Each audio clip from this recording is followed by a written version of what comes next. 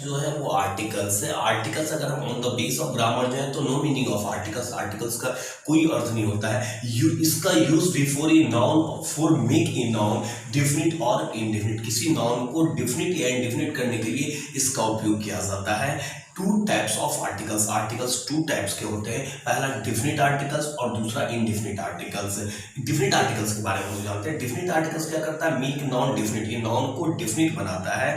दूसरे number use with both singular और plural noun, मतलब सिंगुलर नाउन और प्लूरल नाउन दोनों के साथ डिफिनिट आर्टिकल्स का उपयोग किया जाता है। और इसका एग्जांपल द है। अगर आपसे कोई पूछे कि डिफिनिट आर्टिकल्स का एग्जांपल क्या है तो हमारा जवाब क्या होगा, द है इसका जवाब। नेक्स्ट है इनडिफिनिट आर्टिकल्स, ये नाउन को इनडिफिनिट, नाम से ही पता चल रहा है ये नाउन को क्या करता है, इनडिफिनिट करता है, मतलब अनिश्चित करता है। और इसका यूज सिर्फ सिंगुलर काउंटेबल नाउन के पहले होता है। किसके पहले इसका उपयोग करेंगे, सिंगुलर काउंटेबल नाउन के पहले इसका उपयोग करेंगे।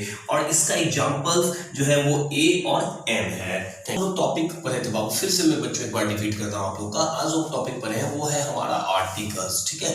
तो अगर हम मीनिंग के आधार पर जाए तो no meaning of articles, articles का कोई मीनिंग नहीं होता है। दूसरा use before a noun for make a noun definite और इनडिफिनिट, यह नाम से स्पष्ट है, यहाँ पता चल रहा है कि हम इसका उपयोग जो करते हैं use before a noun, noun से पहले इसका उपयोग करते हैं। किस लिए, तो नाउन को डिफिनिट और इनडिफिनिट करने के लिए। To types of articles, first one is definite articles and next one is indefinite articles.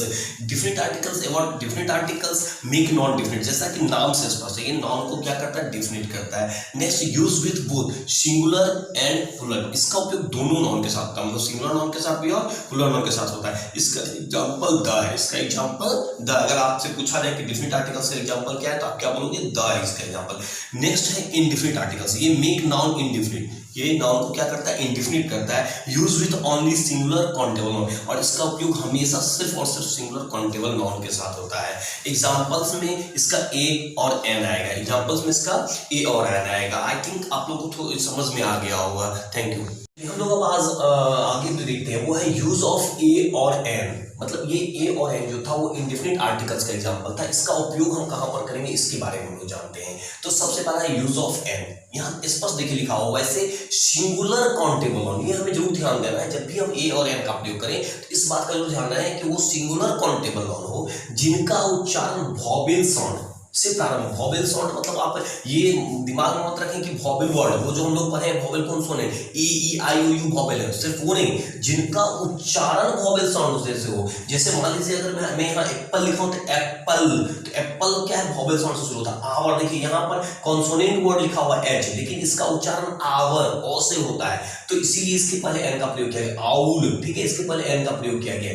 मतलब कोई भी अगर शब्द आपको दिया गया तो सबसे पहले हम उसका प्रोनाउंसिएशन करेंगे, उच्चारण करेंगे, और उच्चारण करने के बाद अगर वो वॉवेल साउंड से प्रारंभ होता हो, और वॉवेल साउंड आप लोग पहले भी पढ़ चुके होंगे कि अ से लेके मतलब ओ आई ए, मतलब इस तरह का जितना उच्चारण जो जाएगा स्वर वर्ण से, उससे अगर शुरू होगा तो उसके पहले हम एन का प्रयोग करेंगे। दूसरा है यूज ऑफ ए। अब ए का प्रयोग कहां करेंगे, यहां में देखिए स्पष्ट लिखा हुआ है सिंगुलर काउंटेबल, मतलब ए और एन, जो कि दोनों का अर्थ एक होता है, ए का भी अर्थ एक होता है और एन का भी अर्थ एक होता है, इसलिए कभी भी इसका प्रयोग प्लूरल सेंस में हो ही नहीं सकता है। जब भी इसका प्रयोग होगा सिंगुलर सेंस में होगा और सिंगुलर काउंटेबल नाउन के साथ होगा। और हम पहले ही जान चुके हैं कि जब भी हम आर्टिकल्स का प्रयोग करेंगे वो नाउन के पहले करेंगे, किसी नाउन को डिफिनिट या इनडिफिनिट करने के लिए।